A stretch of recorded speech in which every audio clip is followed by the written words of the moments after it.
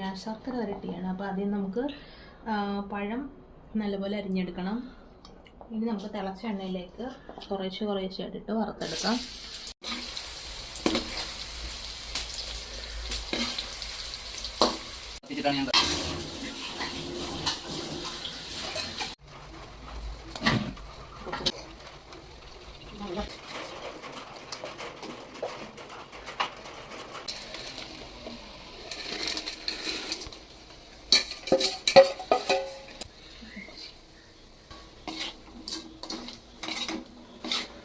പഴം നമ്മൾ ശർക്കരയിൽ ഇട്ടിട്ടുണ്ട്, വറുത്ത പഴം. ഇനി നമുക്ക് ഇതിലേക്ക് ചുക്ക്, ജീരകം, ഏലക്ക പൊടിച്ചത് നമുക്ക് ചേർത്ത് കൊടുക്കാം.